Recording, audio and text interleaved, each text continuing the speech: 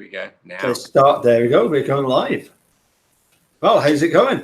Yeah, good, mate. I'm really well. I'm Good. I'm very happy to be chatting with you. It's been a while. It has. It's been nearly 2 weeks, I would say. Yeah. That's a lifetime in at the moment in this case, because things seem to be developing every couple of days. I've got people telling me that they're busy watching what's going to happen with the Court of Appeals. Yeah. People have been watching to see if they're going to be posting anything. Like, I presume it's only going to be one of the 4 judges that's going to decide what happens next. And it's either Mark Gondrum, bless him, or it's Lisa Neubauer, or somebody Riley. Is it Paul Riley?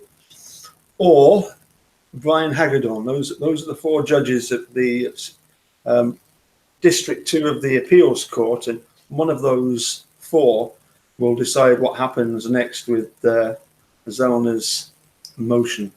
Yeah. And I think that's going to be, well, I'll let you tell us what you think about these bones being handed back. Well, one of the things that is interesting about this is because it's been going on for such a long time for a whole host of reasons. It's easy to forget there's this whole, momentum of evidence that Kathleen Zellner has developed and had supported. Yeah. It's yet to be heard in a court. So, we tend to think about the most recent thing, but it's like this huge tidal wave of information that is out there. You only have to go back to watching MAM2 to realise the cumulative effect of all the evidence that she has. I'm struck. Angela Sukowicz, kind of, her response is either deliberately avoiding the issue or ignorantly avoiding the issue. Yeah. But she's clearly, with due respect to her as a judge, she's not competent to handle this matter.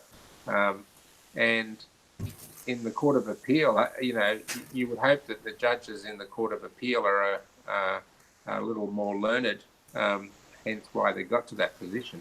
And, how are they not going to allow a hearing? I mean, the laws say that, the veracity of the evidence is tested in the hearing. It's not tested outside the hearing, and the information that Kathleen Zellner has developed has to be assumed to be, within reasonable bounds to be correct in order to gain a hearing.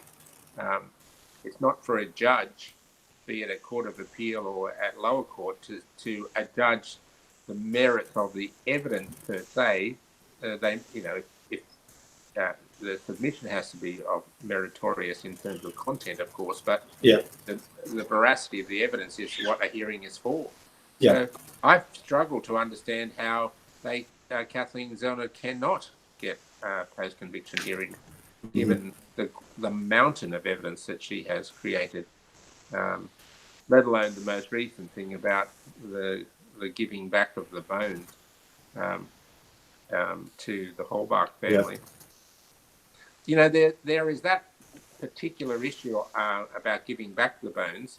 That is the issue of doing so without first informing the affected parties. But, I mean, what are games going on here? I mean, Kathleen Zellner has been asking for testing of this for quite a while, and being told, we'll think about it, blah, blah, blah, blah, blah. This is a whole charade.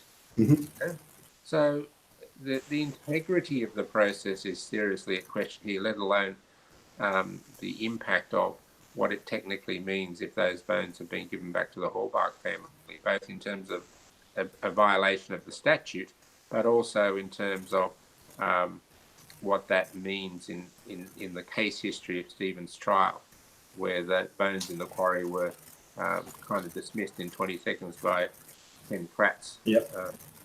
So anyway, I rambled a little bit there, but importantly, my point is that there is a tidal wave of information that due process should allow to be presented in court.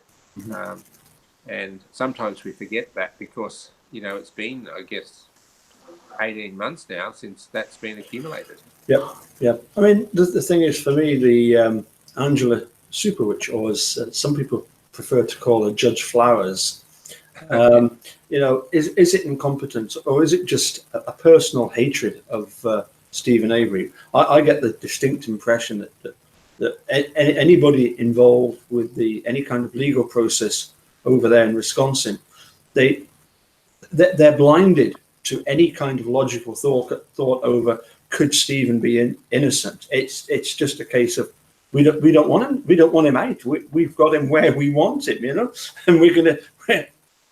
we're not going to do anything at all to try and see any kind of justice being served here. We've got him just where we wanted him, and making a murder has been a huge embarrassment to those in the legal system over there in Wisconsin. But I kind of put people into 4 categories with this, Paul. Firstly, there's those who deliberately and knowingly and culpably wanted Stephen convicted no matter what. Yep. We don't need to name names, but we know who that might likely be. Then there's those on the fringe who didn't like him because he was suing the county and so on, and they wanted him to be guilty because how dare you do that to us? Yep. The third category are those people who support the establishment because that's what you do, and Stephen Avery and the Averys don't fit the standard profile for Wisconsin family. Yep. And fourth, an enlightening category, probably there's 5 categories actually, but the fourth are those who have always wondered whether the truth was really revealed in the conviction of Stephen and Brendan. In other words, the doubters and those who are thinking, wow, this could be wrong. Mm-hmm. And then the 5th category is probably people like yourself and myself who have no skin in the game other than the pursuit of justice. And we look from the outside in, we have no prejudice against the state of Wisconsin or no prejudice against Stephen and Brendan. All we want is the truth. And so we're not tainted by, the cultural elements to either the local area of Manitowoc or the justice system in Wisconsin. Mm-hmm. And the volume of people in categories 4 and 5 is huge and broad in the sense of geographic spread, both domestically within the US and around the world. Yeah. Actually, I must confess, I did speak to you earlier, sent you a message and said we would talk about something somewhat different, but I feel that there is a link to what we were discussing earlier. And I just wonder how many people out there know what happened with Gregory Allen. It's interesting you raised that point with me earlier. Yeah. Yep. And I'd never, ever, despite my obsession with understanding this case, I'd never really thought too deeply about that issue. Yeah. Because he was already in prison. Yeah. And he was in prison pretty much, given his age and his sentence, pretty much for the rest of his life. That it never crossed my mind that he hadn't actually been pursued for a conviction in the Penny Bernstein case. And which of itself raises a considerable number of issues as to why not. And maybe I should pass it back to you as to illuminate others as to why you think that was the case. Well, what we do know is that his first opportunity at coming before the parole board was, funnily enough, it was back in 2016. And he was, although he was sentenced to 60 years, it must have been one of these, like Brendan got life in prison with the possibility of parole from a certain time. But because he admitted guilt in this attack on the woman in Green Bay, I think it was the 33-year-old that we hear about, don't we? We see her being interviewed. Yes. In Making a Murder #1. She was up in Green Bay. He was working up in Green Bay. And funny enough, it was 10 years almost to the day that he attacked Penny Bernstein. And of course, I sometimes wonder if people really get the seriousness of that attack on Penny Bernstein, because when Gregory Allen left her, he thought he'd killed her because she was unconscious, because he'd strangled her. Yes. You Well, know, you saw the injuries to Penny yeah, were extreme. yeah. You know, it's always described as merely a sexual assault. No, it was attempted murder that Stephen Avery was put away for 32 years with no opportunity of parole, because he was not admitted to it. So Gregory Allen, obviously, they eventually do the DNA test, find out it's Gregory Allen, don't they? Yes. And not only that, they, as you say, they never actually charged him with the attack on Penny Bernstein, and yet they've got DNA evidence that proves, and you know how much in Wisconsin they love DNA evidence. Yes. But they've also got his admission that was recorded on a phone call to Andy Colburn. So they've got a double whammy. They've got a confession, and we know how much in Wisconsin they love a confession. Yes. So they've got the DNA, they've got the confession, and what do? Nothing. Now, yeah, as you quite rightly point out, it could just be that, you know, if the assumption is, well, he's going to be in for a long time anyway. But to me, that does it bring closure to Penny? Exactly. I mean, I'm just trying to work back the years and figure out. He must have been in at the time of that phone call to Andrew that Andrew Colburn took. Yep. Where Brown County officials said, "We think we've got the person, and you may have the wrong person for the Penny Bernstein matter." He was in jail then, so I'm figuring he must have up until now been in prison for about 25 years. So I'm thinking he must have been sentenced for whatever crime he committed post Penny Bernstein in the late 80s, I'm thinking, or maybe 1990 or sometime, or whenever, somewhere around there. So that would put him where we are now, 28 years in prison, or maybe a little longer. So given that length of time, you tend to he probably was eligible for parole, at least to be considered. But under no circumstances, I mean, I don't know how the public prosecutor, or the equivalent of that, or in the US, can not charge someone of a criminal offence. Mm-hmm. I mean, it doesn't matter whether he's already in jail or not. He should still be charged. I mean, provided there was adequate evidence to face the charge, and clearly there was, given that he was a known predator, if I can use that expression. And Manitowoc were actually monitoring him at the time of Penny's attack.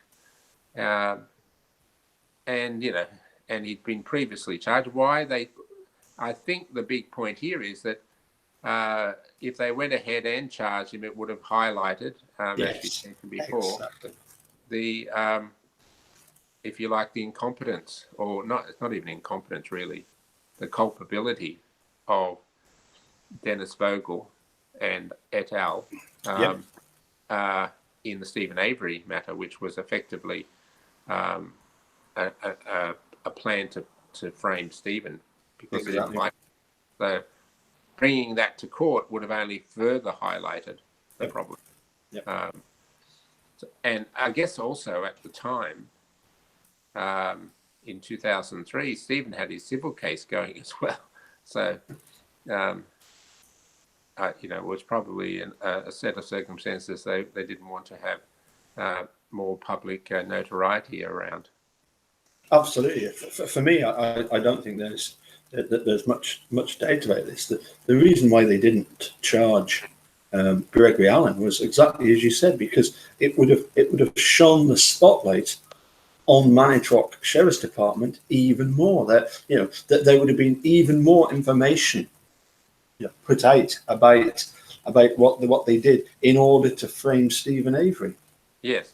and they were quite happy with just the Attorney General Peg Lautenschlager sending her 2 detectives, which I get the impression that for making a murderer that the 2 investigators from Peg's office, that they actually did a pretty good job of finding out what had happened, because we hear that the people involved at Manitou Sheriff's Department, because they were talking with other people to do with law enforcement, they were candid with them. They weren't afraid to explain what had happened. No. But it was just the fact that then the report came, that the Peg Lautenschlager's opinion was, well, nobody's really to blame. It was just a bit of misunderstanding. And you think, what a complete and utter fudge. Oh, I mean, that's just straight out lying, Yeah.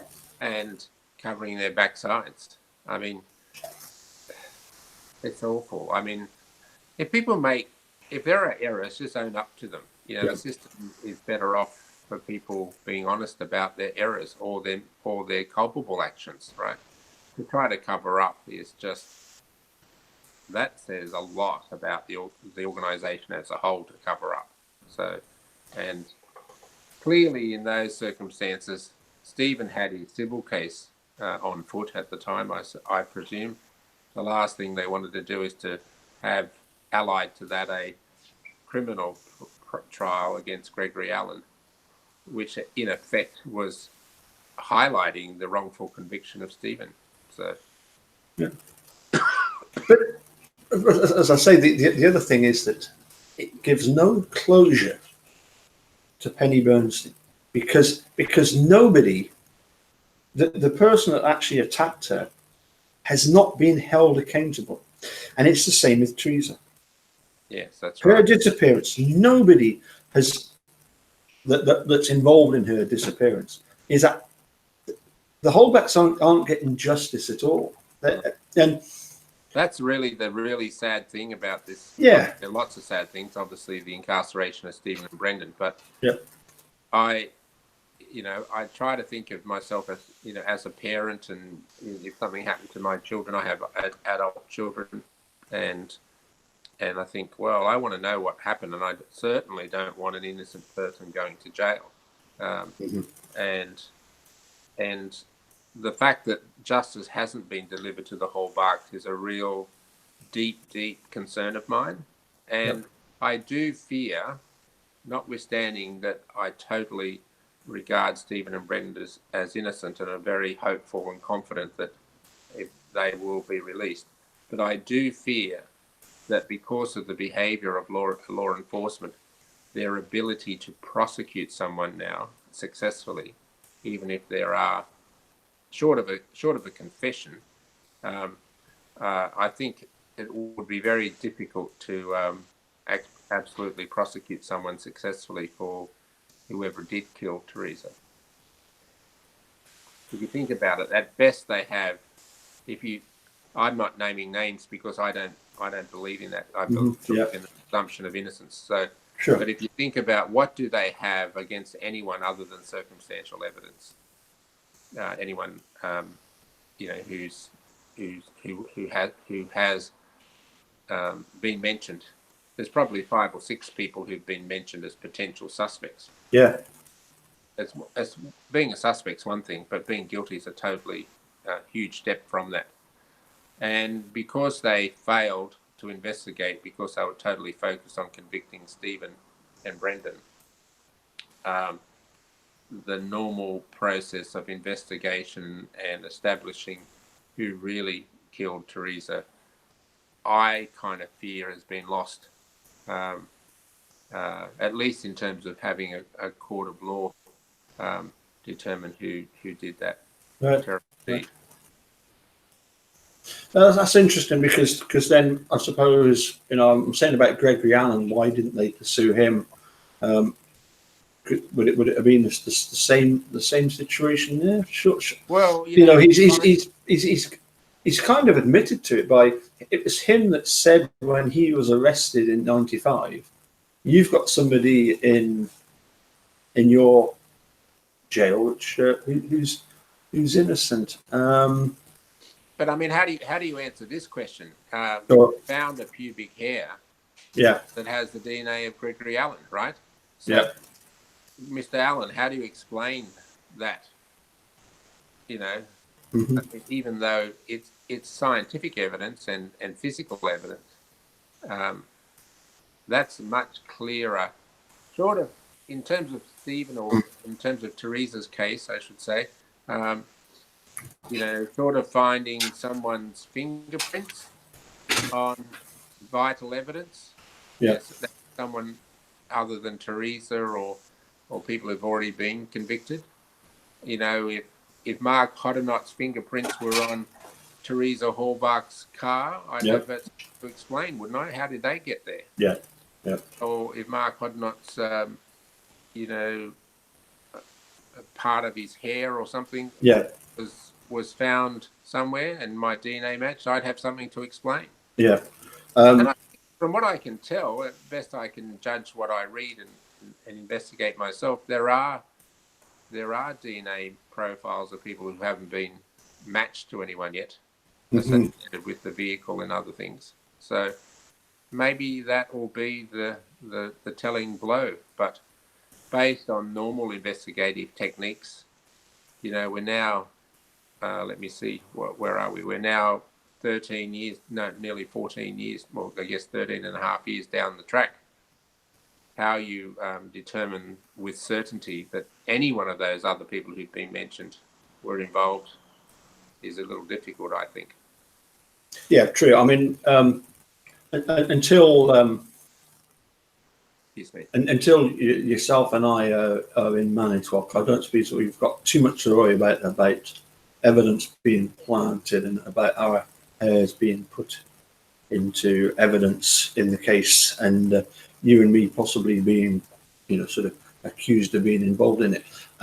But I think what you do raise an interesting point is the fact that at the moment we're kind of at the stage where we're disproving the fact that Stephen and Brendan had anything to do with it by showing that the evidence was planted. Yeah. But at the moment, we're still not really at the stage where we can definitely basically we can say yes, we can see that Steve and Brendan were framed. Yes. But we're still not quite at the stage where we can say they were framed and he is the person that was responsible for her disappearance. No, because it's your the answer to that second part question comes from the very fact that the first part is valid. That is, they didn't investigate. No. It's the lack of investigation. Steve, the finger was pointed at Stephen for right from moment one, even before it was known that Teresa was deceased, or where her car was. She could have run away for anyone knew, but they it's that famous quote of, "We've got Stephen Avery in custody yet," right? Yes. There's at least, I can think of at least 1, 2, 3, 4, 5, 6, maybe 7 people who need to be eliminated Yeah. as suspects, right? Mm-hmm. Now, if I was named like each of those people have been named and I was innocent, I'd Yeah. be out there going, "Hey, this is my alibi, this is my blah, blah, blah." Yeah. But most of those people who are in that list are not talking, to, and I mean, you might say, well, why should they? They don't have to. Sure, that's true. They don't need to. They're not obliged to talk. But from a moral point of view, wouldn't you want to be eliminated as a possible suspect if you knew you were innocent? I would have thought so. Yeah. But I think there are layers here, Paul. I think there are layers of people who, if you like, one layer may be the perpetrator of the crime.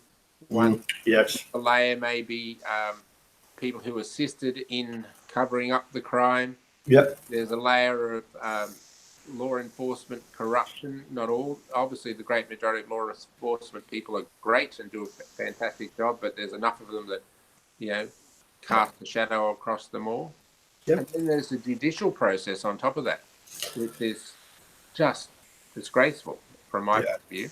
Yeah. And I'm the last person to want to bag, the justice system in terms of, the court process. But clearly there were people overseeing these two trials of Brendan and Stephen who either were, to be kind, were very incompetent, and to be a little less than kind, were knowingly directing their attention to a certain result. Yep. Yeah. So Now, listen, mate, I realise that time's pushing on, so no problem. I'm going to let you head off very, very shortly. Yeah. As you've just mentioned the judiciary, Yes. Judge, All right. Judge Wilfox. Yeah, yes. I Oh, he's a I very just, learned I, person. I just Judge wondered, Wilfox. what your opinion was on the latest Cozy Heads Wrecking Crew poll, in which Captain Crunch, fourth place, is the theory that he could be French. Now, I don't know how anybody would think, other than his adversary is John Lafoot, who clearly has got some French. And in third place is the idea that Captain Crunch could be British. However, interesting, in second place is the theory that he's American. But the top answer so far is that he's something other than that lot. In fact, he is from Cartoonland. Well, there is a definite symbol whether you're from cartoon land, because all cartoon characters only have 4 digits on their hand. Yes. Right? So I haven't personally examined a Captain Crunch. He's only got 3 at times. Oh, really? Yeah. Well, he could have lost one in a jousting, or not jousting. Yeah. Cutlasses. Cutlass. That's Yeah. it. Sorry, that's it. But I think the cartoon character is probably accurate. But then, of course, the question would be, well, what nationality did he represent in his cartoon form? Right. I think probably the more relevant question, not so much, his instinct, his base nationality. So, but being close to Judge Wilfox, I've just got to be careful about what I say, because I am part of that process. So. So. Yeah, well, okay. So basically, the dude keeps accusing me of being the haverer. Oh yes, of course. I don't know why he does that. It's just I have no idea either. Beggars belief, really, doesn't it? I can't understand why either. But I thought what we might do is I've got some music set up here, and I thought we might finish off with one of his songs. Just before you do that, can I just say one thing? Yeah, absolutely. Go ahead. To you and to Eric Jose and the thousands of supporters out there. Yep. Look, I've been involved in this process with Stephen and Brendan. Seems like forever, but in reality, it's only a little over 18 months for me, maybe 20 months. It's been such an enriching process, not just in terms of understanding the facts of the case, but interacting with the sorts of people that are trying to make sure that justice prevails here. Yes.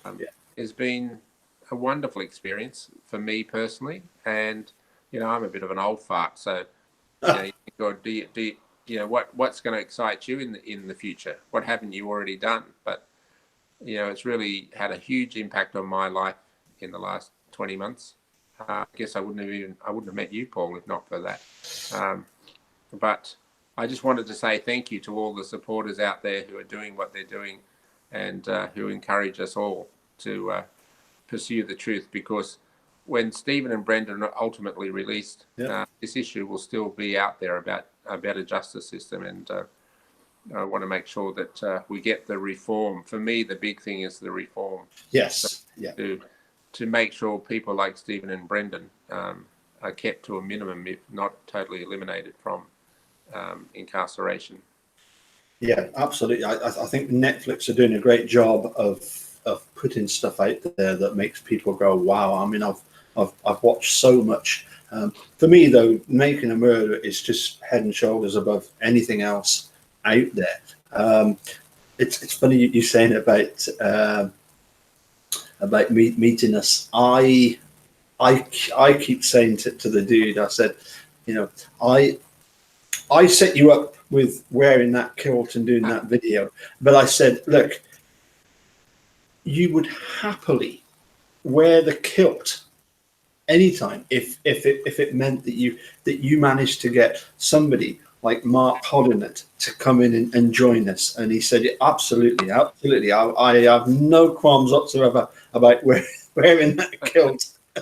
But we will have to get him something just to go with it, because he does look like he's just going to an Edinburgh girls' school, doesn't he? You know, it's and you know that British comedy show, The In-Betweeners. Oh yes, yeah. And I forget the name of the main character in that, but maybe that might be Richard. Yeah, probably is. Yeah. I'm not sure whether In-Betweeners you can actually watch on Netflix, depending in what region. Yeah. You can see it, but it's very funny. You know how one of the Manitowoc minutes that the dude, probably his favourite one, is the Wisconsin Fashion Week with the socks and sandals. Well, you know what we saw. He did a video where he met was it somebody Parks, a lady by the second name of Parks. Yes. Recently, and he turned up with white socks and his sneakers, right?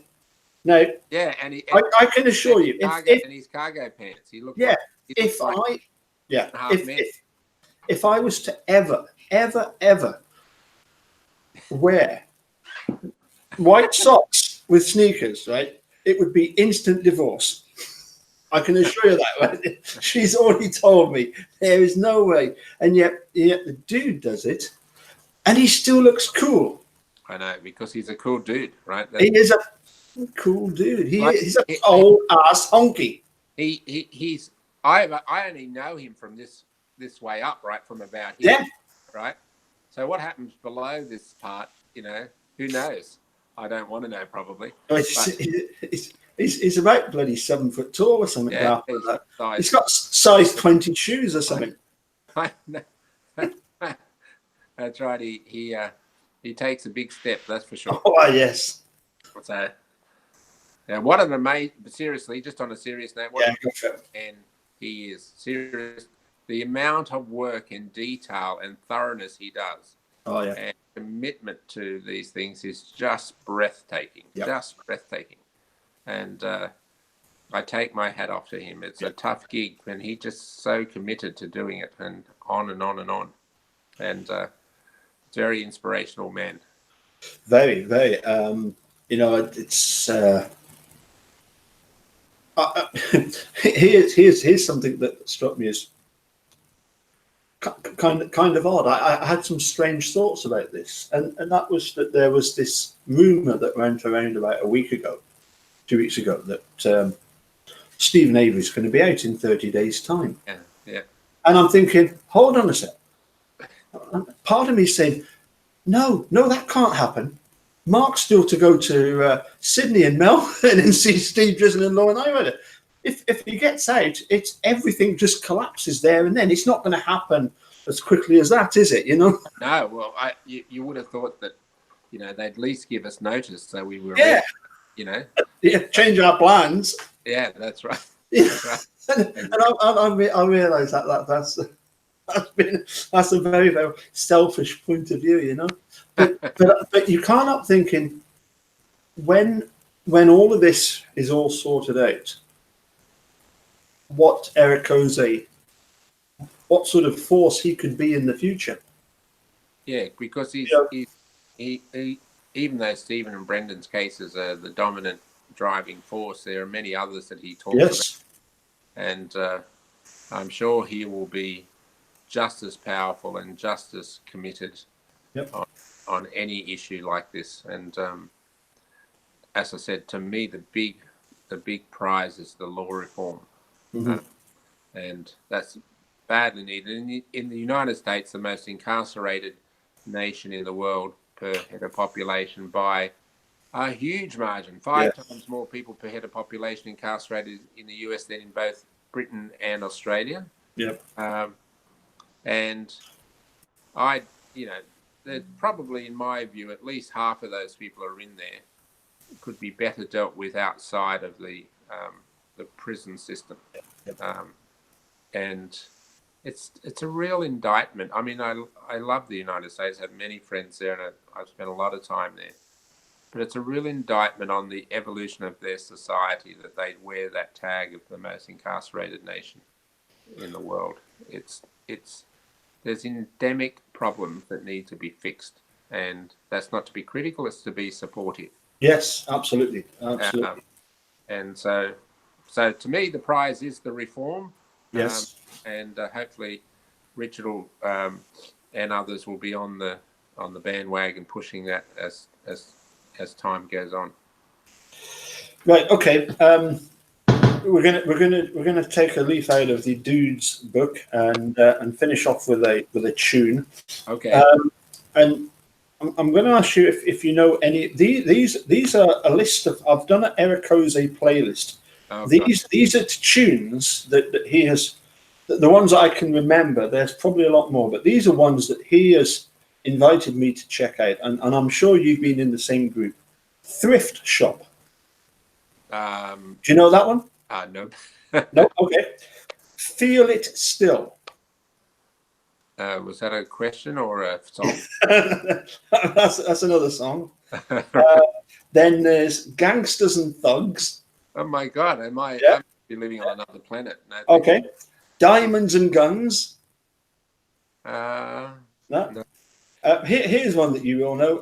Light My Fire. That's by The Doors, but I've got the version by Stevie Wonder here. Do you remember he had he used it in one of his videos. I Believe I Can Change My World by Francis Dunnery. Oh yeah. And then there's another one that he sent me was Running on Empty by Jackson Browne. He particularly likes that one. Yeah, well, anything. And of course there's and there's also, of course, there's Lauren Zefon with his Werewolves of London. Yeah. But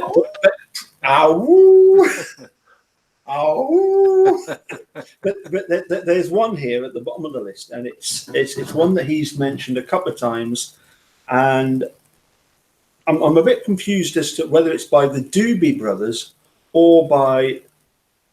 I'm wondering if Doobie Gray is one of the Doobie Brothers. Oh, I'm not sure. What's the name of the song? Drift Away. Oh, Baby, I've Been Watching You. That song. Baby, I've been watching you. No. I'm going to play it. I'm going to play this one. Okay. This one to finish off with. Okay. So I'm going to say it. I don't know. Okay. I will wait for the dude to get in touch and let us know what's going on here. Because I can guarantee it's not the Doobie Brothers. Yeah. That was their big hit was What a Fool Believes. Yeah.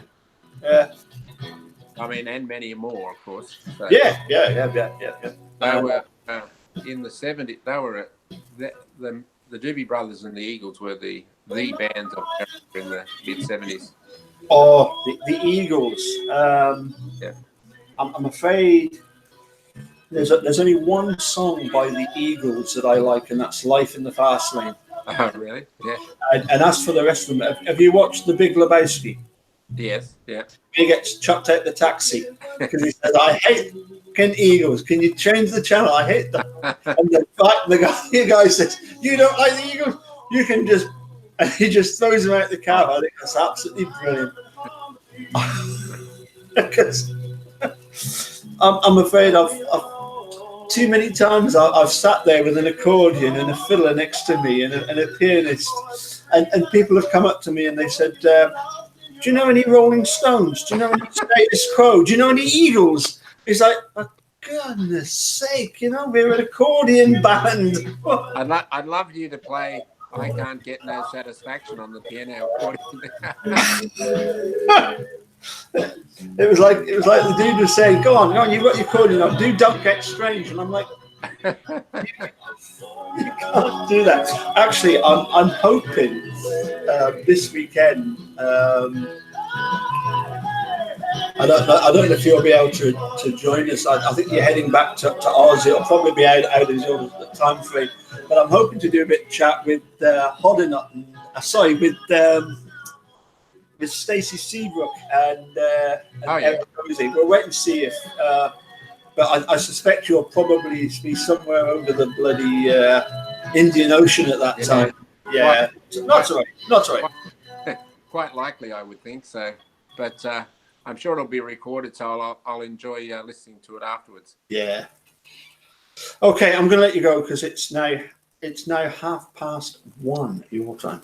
It is. It is in Transylvania. Yes, in Transylvania. That's right. I'm just drinking water from Transylvania. This is. Oh, that's water, is it? I want to suck your blood. Yeah. Transylvania is actually a real area. It's the northern half of Romania. Its region is called Transylvania. For many years, back in the early part of the last century, it was in the hands of Hungary. Yes. And after the First World War, it was handed back to its original owners, if you like, in Romania. So it's a very distinctive and important part of this country. Yep. So great to speak with you, Paul. And with you, and I think the last time I spoke to you, you were tiling a bathroom or something. So. I was a kitchen actually. Yeah.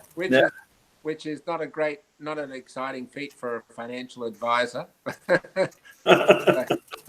But yeah, it turned out all right. Well, I'll tell you what, it's more than an accordionist could do. I've never done that. Yeah, I'm a part-time electrician as well. Yeah, I can, so long as I'm alive, I'm working. Yeah. Right? So if I ever get it wrong, you'll have to come to my funeral. So I try my hand at most things, but I'm pretty good at knowing what I can't do. Right. So I don't venture into scary circumstances. So yeah. Anyway, always great to speak with you, and all the best for your chats with Stacey Seabrook. Yes. Cheers, mate. Catch you soon. Take care. Bye now. Cheerio. Bye for now.